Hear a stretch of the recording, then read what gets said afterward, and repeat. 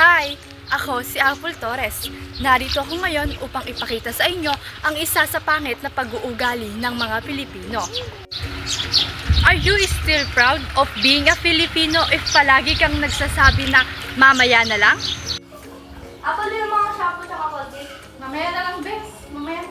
Ano ba yan? Puro mamaya na lang. Alam niyo ba na may masamang dulot ang manya na habit? Number 1, kawalan ng produktibidad. Dahil sa patuloy na pagpapaliban, bumabagal ang pagsasagawa ng mga gawain at maaaring hindi matapos sa tamang oras. Number 2, stress at anxiety. Ang pag-ipon ng gawain ay nadudulot ng matinding stress at kaba, lalo na kapag malapit na ang deadline. Number 3, mababang kalidad ng trabaho. Dahil minabadali ang mga gawain sa huling sandali, maaaring hindi ito magawa ng maayos o may maraming pagkakamali. Number 4, pagkawala ng oportunidad. Ang hindi agad na paggawa ng mga mahalagang bagay ay maaaring magdulot ng walang oportunidad, tulad ng mababang grado sa eskwelahan o hindi pagkamit ng promosyon sa trabaho. At number 5, masamang ugali o disiplina. Ang palaging pagpapaliban ay maaaring maging ugali na mahirap alisin, na magdudulot ng mas malaking problema sa hinaharap.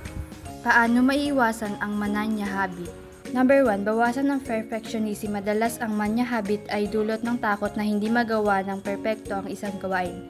Huwag matakot magsimula kahit hindi ito magiging perpekto sa unang pagkakataon.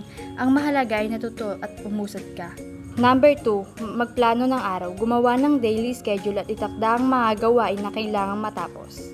Number 3, magkaroon ng routine. Mag-set ng daily routine upang maging natural na bahagi ng iyong araw ang paggawa ng mga gawain. Number 4, gumamit ng to-do list. Gumawa ng to-do list at i-prioritize ang mga gawain ayon sa kahalagahan at urgency. Last is number 5, tanggapin ang responsibilidad. Iwasan ang pagpapaliban ng mga gawain sa iba. Magkaroon ng sense of responsibility sa mga tasks na naka-assign sa inyo. Laging tandaan, ang pagiging masunurin sa utos o paggawa ng gawain agad ay nagpapakita ng disiplina, respeto at dedikasyon. Ang pagsunod ng may kusa at sigasig ay hindi lamang nagpapagaan ng trabaho, kundi nagbubukas din ng mas maraming oportunidad sa hinaharap.